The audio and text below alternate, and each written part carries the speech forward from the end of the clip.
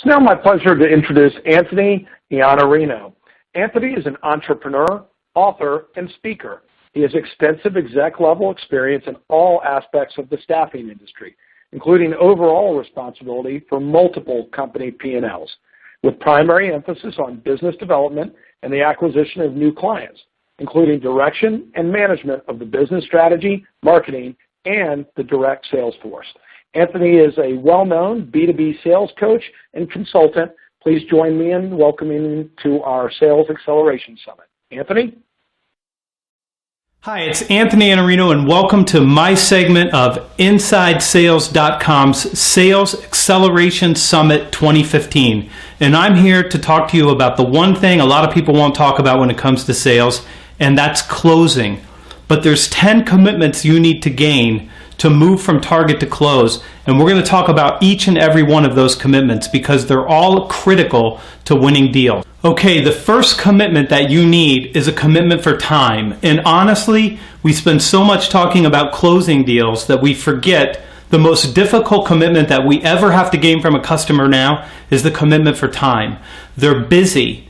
They're buried with work. They've dealt with a lot of poor salespeople who didn't offer them any value when they had a meeting. So we call up and we say something that sounds like this. Hey, I'd love to come in and introduce you to myself and my services and tell you about all the wonderful things we can do. And they shake their head no. They hang up the phone. They have no interest in meeting with a salesperson that wants to pitch them a product or a service or their solution. They're not interested in that. To be what I call a level 4 value creator, the first commitment you need is a commitment for time. And I'm not going to give you a commitment for every one of these with closing language, but here I'll tell you.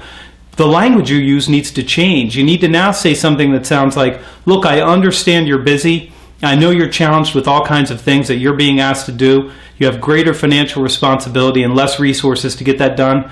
I want to share with you 3 things that you should be thinking about right now that will help you get your job done better and faster than you ever had. And I promise if you give me 20 minutes, I won't waste 1 minute of that time. And whether you ever hire me for anything or not, I promise that you'll see value. Let's deal with your second commitment, and this is the commitment to explore. After you've done your first meeting and you've had that needs analysis discovery visit that you wanted where you promised to only go for 20 minutes and you did your 20 minutes, you discovered something useful to talk about and a way to create value, and now you've asked for the second commitment. And this commitment is, I want to come back and I want to explore change with you. And you need the commitment for you to understand what needs to change, so you need to do discovery work, and you need to offer your customer a chance to do discovery work as well. This means that you need to ask for a commitment to explore changing together. And what you might say is something that sounds like, I'd like to look at this with you. We'd like to understand really what change would look like inside your organization, and we can share with you some ideas about what we've done with other people to maybe help you get a vision of what's possible. This is your second commitment. It's the commitment to explore change. You need another commitment, and this commitment is much more difficult to talk about, and it's a more difficult commitment to gain. In fact, it's one of the most difficult commitments to gain. It's even more difficult than the actual closing when you ask for the business and you ask them to sign a contract. And this is the real commitment to change. So at some point through this process, you've got to ask the customer, are you willing to make these changes? Are you willing to spend more money? Are you willing to change your internal processes? Are you willing to lead this change? Are you willing to devote the energy to this? And until you can get very real and have a very real conversation about what change looks like in their organization, what you have is a lead, not an opportunity. Because an opportunity only exists when the customer is willing to change. So when you're in your discovery meetings, you have to be willing to talk about what's the real commitment to change within your organization. What will we need to do in order to make that change a reality? What will you need in the way of time and energy, and what will you expect from us as your partner to help you lead this change? This is what professional business-to-business salespeople do. They ask for all the commitments they need. They ask for time, they ask for a chance to explore, and they ask for the commitment to change, because you don't really have an opportunity unless your customer can answer the question, why would you change now? If they can't answer that question, you don't have an opportunity, you still have a lead. Let's talk about the fourth commitment. This is a commitment to collaborate. You can do great discovery work, and I said this, that your customer is doing their discovery work as well. But what your customer really wants now more than anything is an opportunity to collaborate with you on what a solution needs to look like. And listen, here's the mistake that we make in sales. We go running down the road trying to get to solution, trying to get to presentation, trying to get to proposal prematurely. The customer needs to have some input into what we're building together. They have their own ideas. We hear all this talk about buyers being 57% through the buying cycle, 77, 117%, whatever it is. We hear all this stuff, but what they're really, the reason they're so far down this path is because they've bought before. They've used what you sell. They've already got somebody sitting in your seat. So they're sophisticated buyers. They know things. They know what's broken, and they do have some ideas about how it would need to be changed inside their organization. So you need to offer them the opportunity to collaborate. You need to invite them into a meeting, and you need the commitment to say, listen, let's capture all the things that you're going to need. What do you think has to happen? What's going to work in your organization? What's not going to work for you, so that you can build a solution that's tied directly to what they need and that looks like something they can say yes to. This is a big one, and I said change is the hardest commitment. This might be the second most difficult commitment for you to get. When I look at stalled deals, when I look at deals that die because they end in a no decision, this is what's generally missing, and it's consensus. We have to ask for the opportunity to build and gain consensus within our client customer's organization. We have to go to them and we have to say something that sounds like this. Listen, I know that you want to be in control of this opportunity, and I know that we don't want this to get out of our hands, but I'm afraid that if we don't bring in all the other people we're going to need to execute on this, this thing's not going to make it through. Who do we need to bring to the table right now? Who do we need to involve in this so that we can get their input and we can get their support and we can make sure we get this across the line and we get you these new results? Your deal is at greater risk if you don't do this than if you ask the question. You're not going to risk losing the deal by asking for consensus. You're going to lose the deal by not asking for it, because anybody anywhere inside that organization has the power to say no and veto a deal, but they need a number of people together to say yes now. That's what's changed. Consensus is so important. It's the fifth commitment, but it's probably the second by difficulty of degree. You've got to ask for that commitment and you've got to gain it, or you're not going to move your opportunity forward.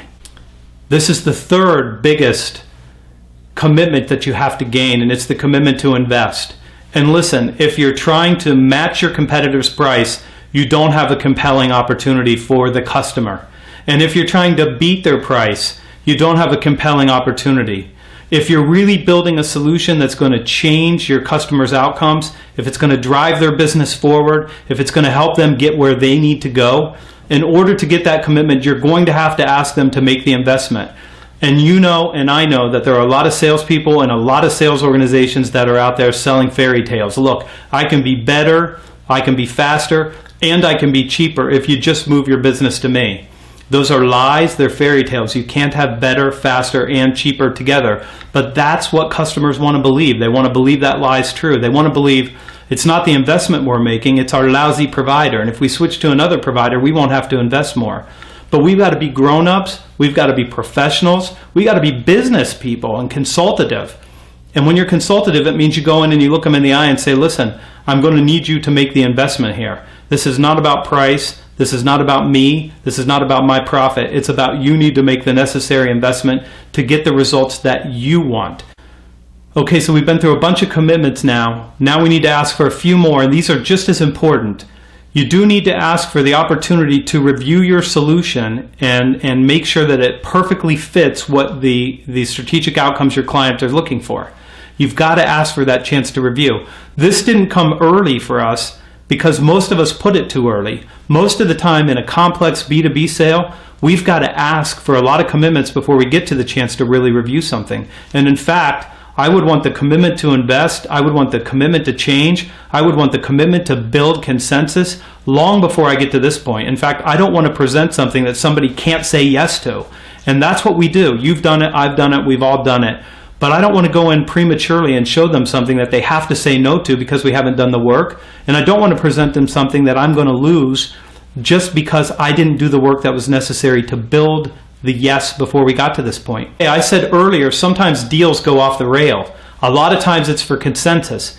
If it goes off the rail for the other reason, the second biggest reason, it will be because the salesperson did not ask the customer to resolve their concerns. And I talked about how buyers buy. At some point towards the end of the cycle, They have concerns. They have fear. They have uncertainty. They have doubt. They don't know whether they could trust you. They don't know whether you're going to really deliver. They don't know if they're spending too much money. All these concerns bubble up and they start dealing with those. And what the easiest thing for the customer to do when they get to this point is to just say, let's just shelf this for a while because I don't know what we should do here. A good salesperson is going to help them through that process. They're going to be there standing next to the customer while they're resolving those concerns because the customer lacks the information, they lack the insight, they lack the experience or situational knowledge to know what's available to them and how to get those results. So a good salesperson asks for the commitment to resolve their concerns. Okay, this is the one you've been waiting for. You are going to have to ask them to decide. You're going to have to ask them for their business. You're going to have to say, I feel like we've done everything we need to do here together. I feel like we have it 100% right. I believe you have it 100% right.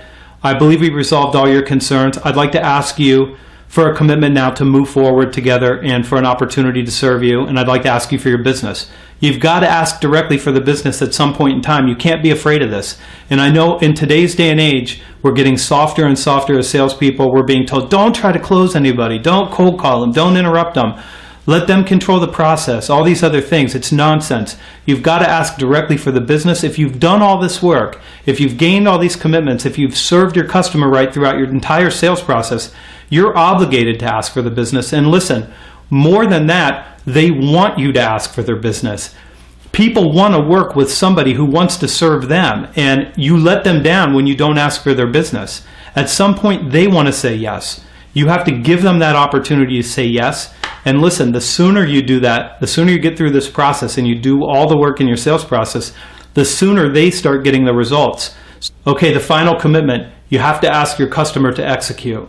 And I see a lot of deals. I've worked with a lot of sales organizations. I've spoken to many, and I've looked at what they do. And a lot of times we sell, but then we don't remind the customer, look, you committed to making changes on your part.